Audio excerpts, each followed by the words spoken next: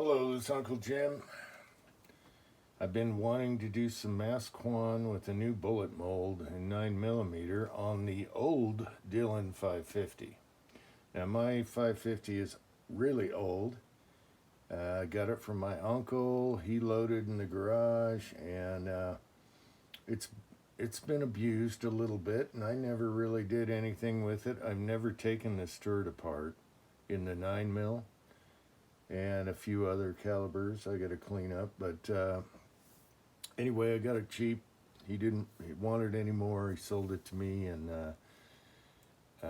it's time for some cleanup, aisle 3. So one main thing that was bugging me is the powder through flare die. We need to polish this today. And let me see if I can give you a close-up of what's going on here. All right, see right here? See all those brass lines? Now, I tried cleaning that up while it was intact on the press. And this is bad, bad, bad.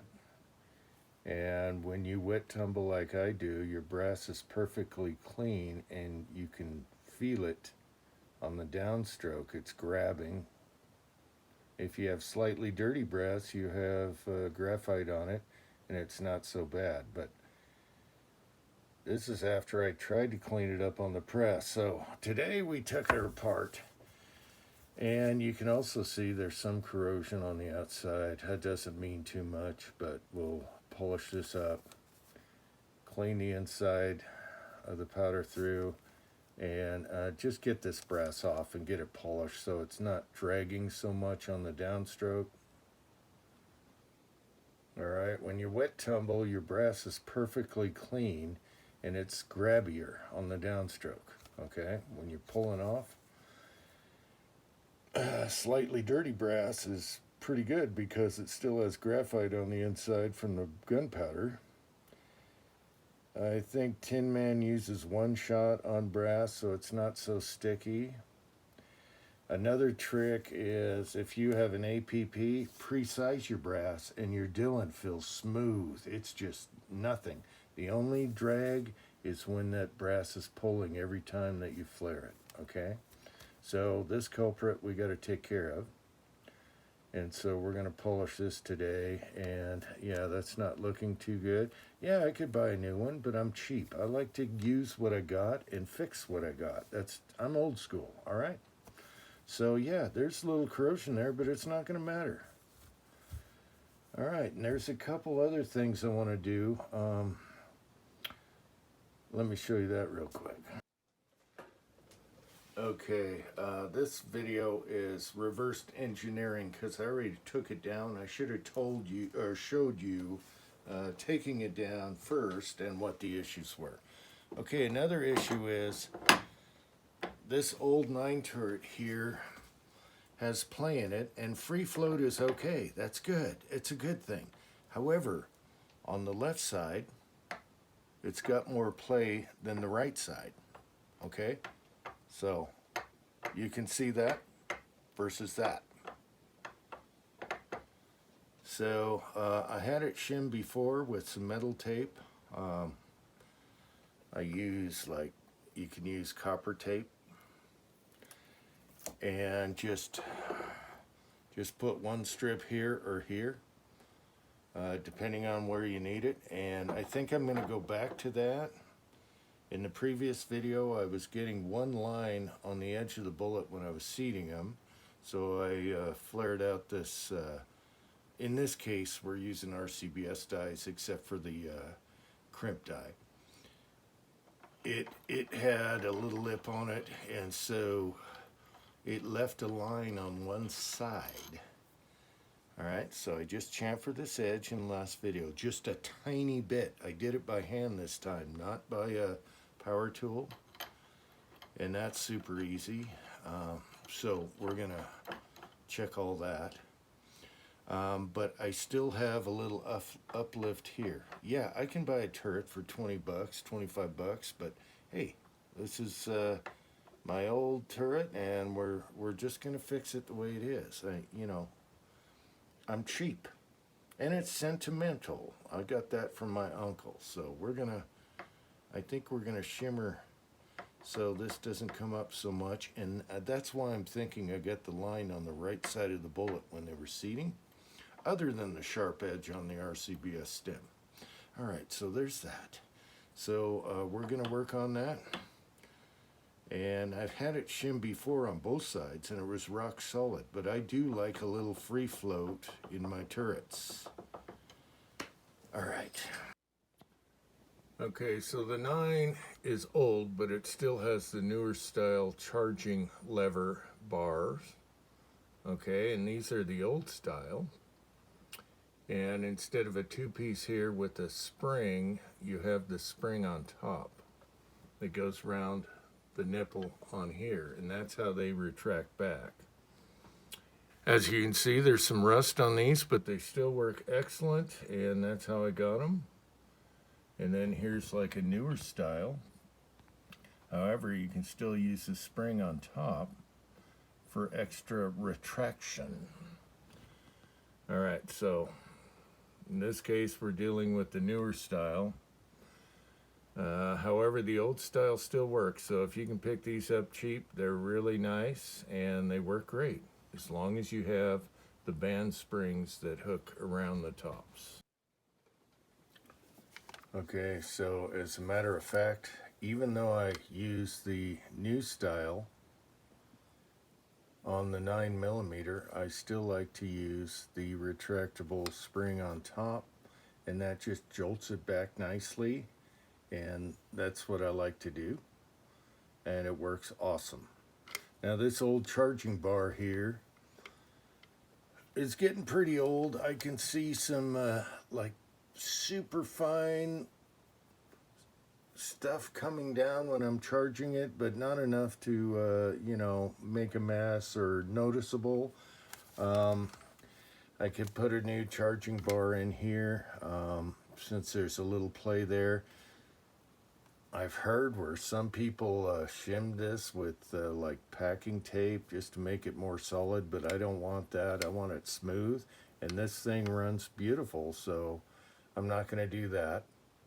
And it's just a fine little bit of dust over a long time, and it's not enough to even accumulate on your plate, so I'm not going to go with that. And so, but I do like this spring, the old school spring, as extra retraction instead of relying on just this spring on the new style levers, okay, that go together like that. All right. Okay, so my son has a lot of buffers, but he got this at a thrift store for $7. It's the world's finest juicer. And there's the tag, old school. Look at the size of that motor. And he just put a buffer wheel on there. All right, son, give her a little buff there. I bought it with the drill chuck. Make sure we're concentric. Oh, it's quiet. Wow. All right.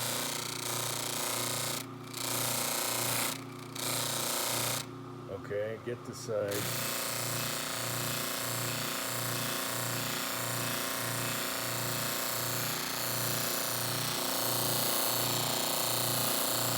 That's quiet. Okay, flicker off for a minute.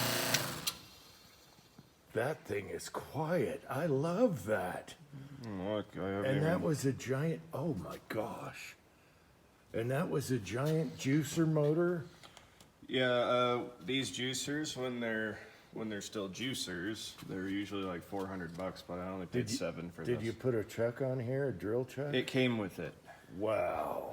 Someone converted it before me. And look at the retro color. Oh man, I love this. That thing is quiet as hell. Why don't you use this more often? You got a million buffers, this would be my go-to. I use this one the most. Oh, okay. That would be my go-to. All right, there you go, guys. The little champion. Oh yeah, little gun sucks, but the little champion rocks. All right.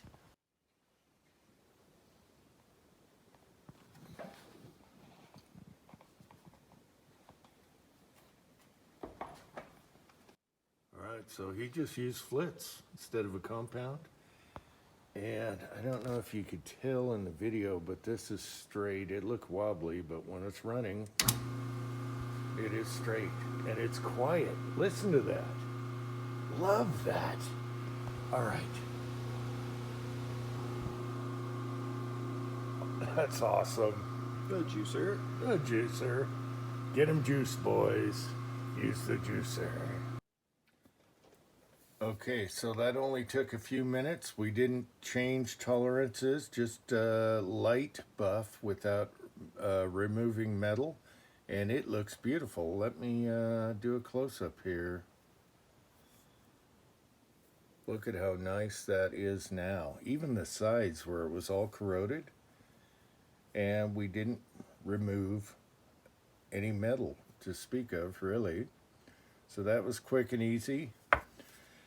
I think he said that juicer originally was like $400. He got it at a thrift store for $7 with a chuck already on it. Someone made a buffer out of it, and $7 all day long, every day, people. Go to your thrift stores. All right, as a matter of fact, I think I got this from a thrift store. It's super thin copper tape. So it's just like tape. Take the backing off. It's got stickum.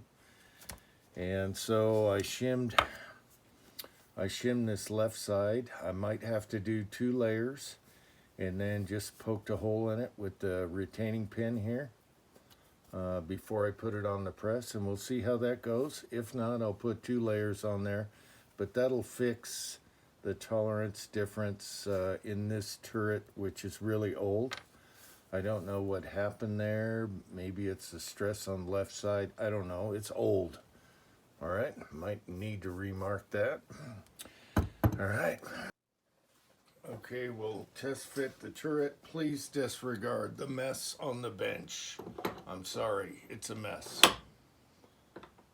All right, that's much better. I could go a little more, but I want free float. I think both sides are even now. They feel about the same. I could take calibers and check. That's pretty good. All right, I think I'll go with there. Pin it down and see how it feels. Oops, that's a screw.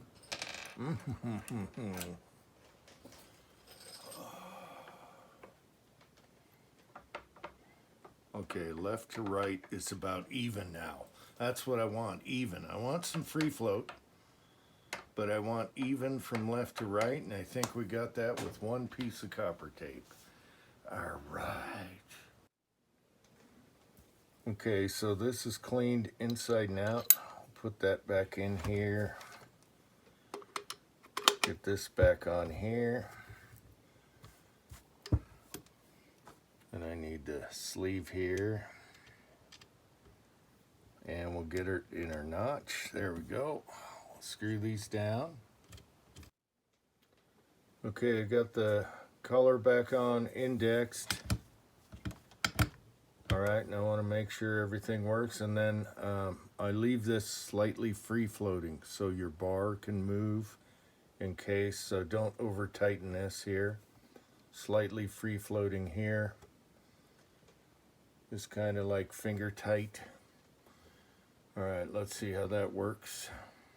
Now you may notice I had the old Uncle Jim 5-minute charging knob. So you can put that on, because Dillon only gives you a bolt here, and this was way before 3D printing, and I still prefer this because I got my reference marks moving up and down with the arrows, and that's the Uncle Jim 5-minute charging knob for the Dillon. It pops on, goes on to any turret you put on. You just exchange it or make some more. All right, and it's friction fit. All right, so I think we're good to go. Okay, the turret feels good, even on both sides. We'll put our powder bar back in here on the new style there. Now here's something funny here. My Dillon is so old. See this little the plastic piece there? This has a slit in it, and you have to pinch it each time you take it off, which is a pain. And I don't know if you guys with your newer Dillons never seen anything like that, but that's how they used to come.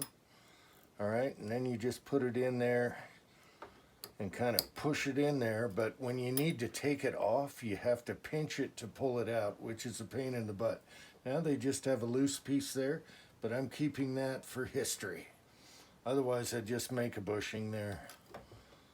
All right, I think we're good, and I have it free floated enough to where this bar can move so it self-centers like that. All right, I don't over tighten these. I want it to self-center, and that's what it's doing right now. But there's that old bushing to take it down. This one here, you got to squeeze it and pull it out. Pain in the butt. They eventually went to just regular type grommet or something without pinching, but that thing is still alive after all these years. All right. I think we're good. Let's try a piece of brass. See if she ratchets back. Oh yeah, okay, we're fully up and fully down. Okay, so this video has gone too long, and I hope I didn't bore you. Maybe someone found this interesting. Anyway, until next time, we'll test this out, and I need to test it on this new bullet and see how the Dillon runs now. So, thanks for watching. Until next time.